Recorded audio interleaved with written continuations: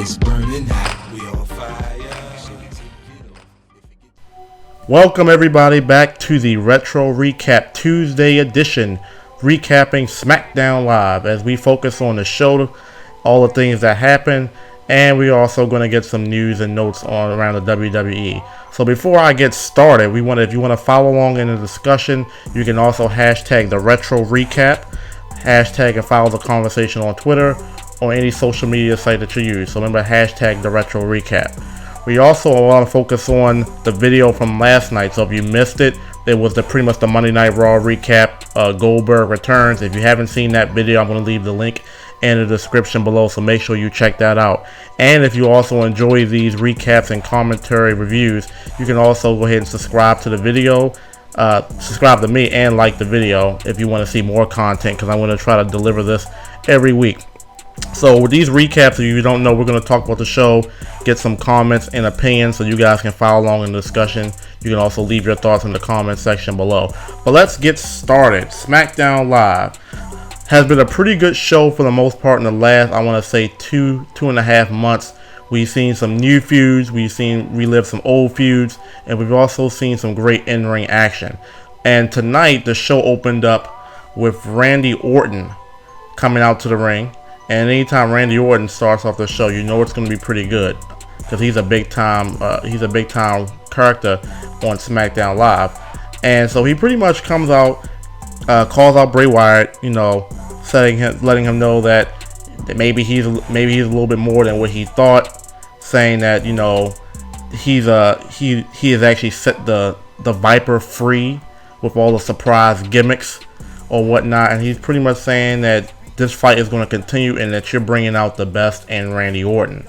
So, of course, Bray Wyatt interferes, and you see Bray Wyatt on a Titantron, pretty much, him, Luke Harper, with a casket. And Bray Wyatt's like literally in the casket. And it's so weird because he plays this gimmick role so well that it makes you really feel like he's like possessed. And it's beautiful how they turned his character role into that. So pretty much, he's in the casket, and he's saying, there's no need to come to the Wyatts. We're going to come to you. And more so specifically him, Bray Wyatt. I'm going to come to you. You don't have to worry about coming to me. I'm going to bring the fear and the fight to you. So he's going to take Orton on a nice little journey into this demonic, possessed world that he has. And it's pretty. And to me, it seems like it's overwhelming Randy Orton to the point where he's actually shocked that Bray Wyatt is even going to the extreme that he is. So he states that he's here, referring to Luke Harper, and then they have a one-on-one match because after a while they come out to the ring, and Bray Wyatt states that Bray Wyatt did not come out the ring. It was supposed to be a one-on-one match with Luke Harper. And Bray Wyatt was saying that Luke Harper is here, and Luke Harper comes out to the ring, and him and Randy Orton have a match. And during the middle of the match, Bray Wyatt intro comes on, and he pretty much interrupts the match, coming out with the casket.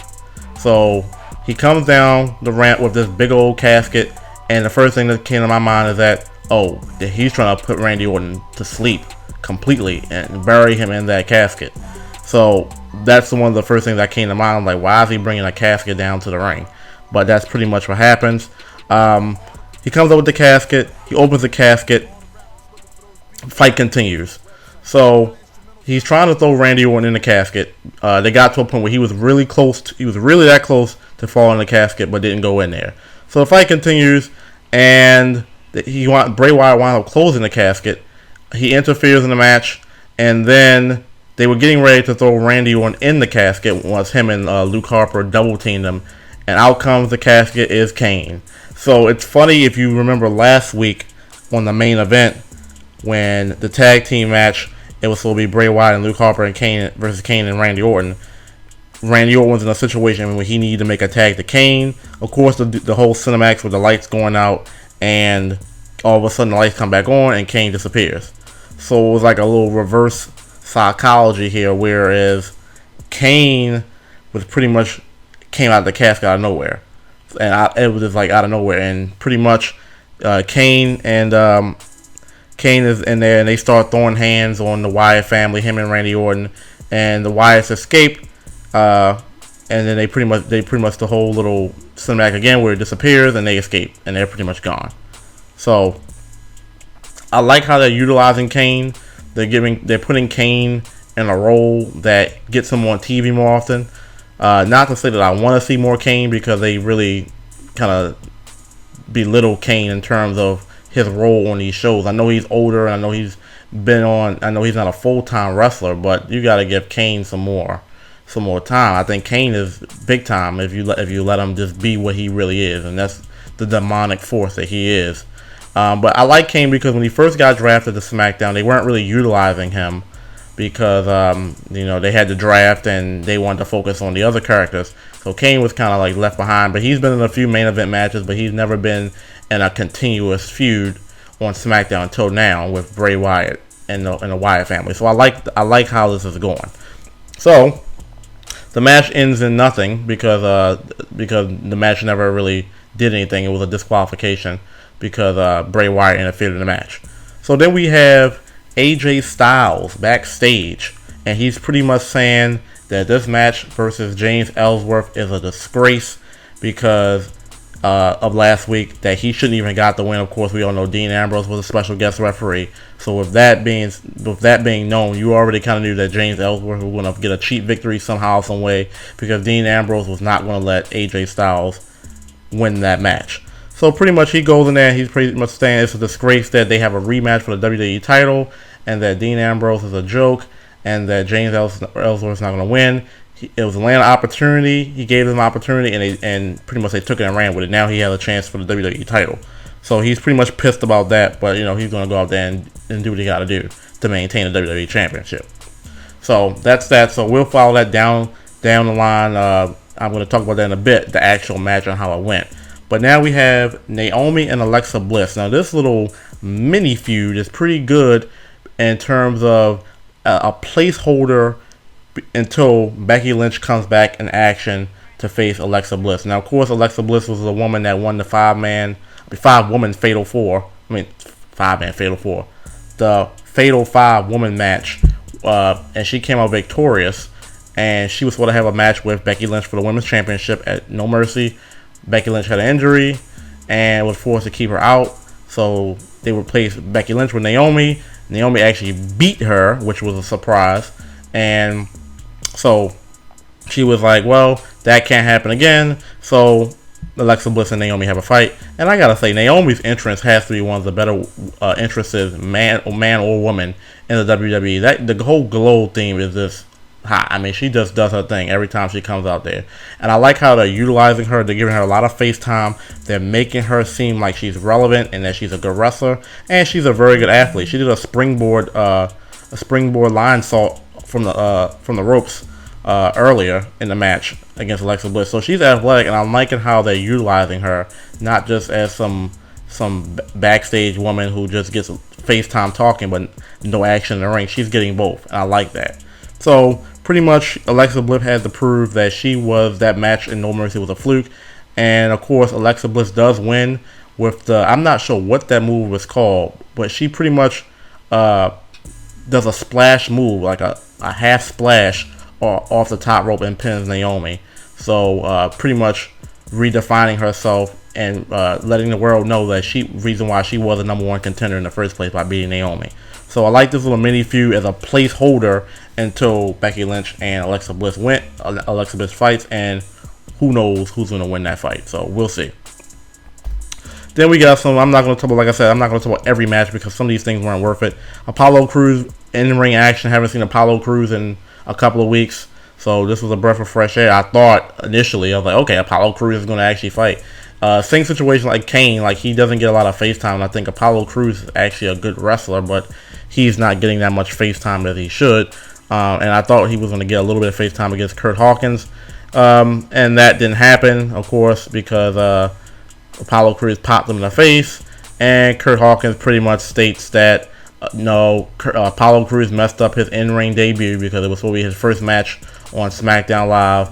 And that didn't happen because pretty much Apollo Crews popped him in the face. He ran out the ring and said, nope, next week you're not going to get a match this week because Apollo Crews pretty much interrupted his in-ring whatever, shenanigans or whatever you want to call it. So that never happened. So next match, we have a 6-man tag, and this has been brewing for the last couple of weeks now before No Mercy. The Miz and the Spirit Squad versus Dolph Ziggler and the World Tag Team Champions Rhino and Heath Slater. And pretty much this match was surprised. I'm not going to go into details of the match, but you know the backstory. Miz and Dolph Ziggler had a match for the Intercontinental title with his career on the line. But before that SmackDown, he and Nikki Bella pretty much talking about their feud and whatnot. I'm not going to get into that because that's one of those things that I'm not going to get into. But they came out, they had a little discussion on the mic, and pretty much it's getting heated. So we'll see how that goes in the future.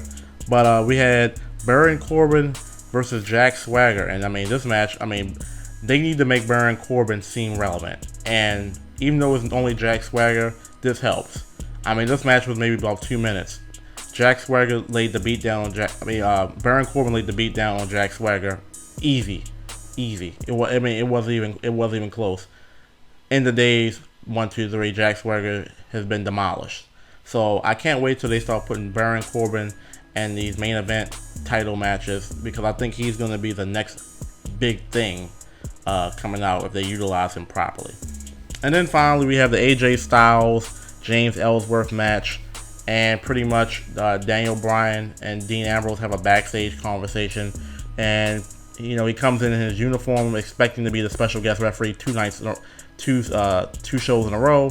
Daniel Bryan says that's not going to happen, but you can be a participant in the match in multiple ways other than being an in-ring competitor or a referee. So that means you can be timekeeper, you can be commentary, etc. So that gives Dean Ambrose an idea, and he pretty much is everything. He's the bell guy, he's the promo announcer, and as the match is going, but before I even get to the match, they gave James Ellsworth his own intro now, his own entrance, which was beautiful. I was like, wow, before he came out with nothing, they actually gave him his own intro.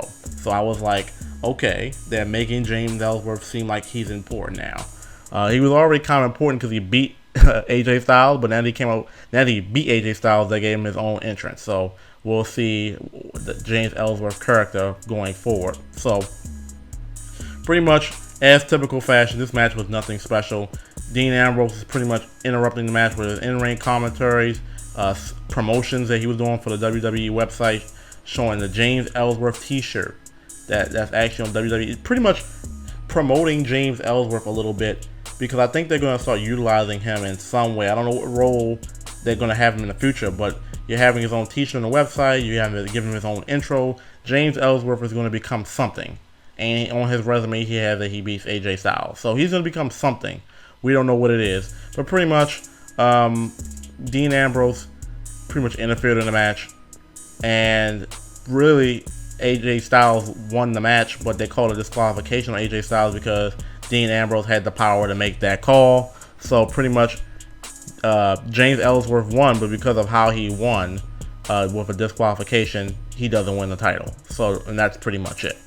So that's pretty much the 2-hour show. I pretty much covered everything that was worth talking about. I'm looking forward to next week. I'm looking forward to Survivor Series, to be honest with you, because these last couple of shows of SmackDown have been alright. They haven't been nothing major. I'm looking forward to seeing what the teams are going to be for Survivor Series. So if you guys are have any ideas about who's going to be in the main 5 for SmackDown and the main 5 for Raw, what tag teams are going to be in there, and the women, I want to hear your comments in the comment section below. I'm probably going to say that for SmackDown Live, you got to have AJ Styles. You got to have Dean Ambrose. I would assume you have John Cena. The other two could be up for debate. I really think they should put Randy Orton in there if they want to have a true legit squad. And then the 5th person could it would be nice if they gave Baron Corbin that opportunity, but I don't think they will. They could give it to Bray Wyatt. They could give it to Dolph Ziggler. He is the Intercontinental Champion. Why not have the Intercontinental Champion there? And I think for Raw, you gotta have, they already hinted Kevin Owens, Chris Jericho, Seth Rollins is gonna have to be in there.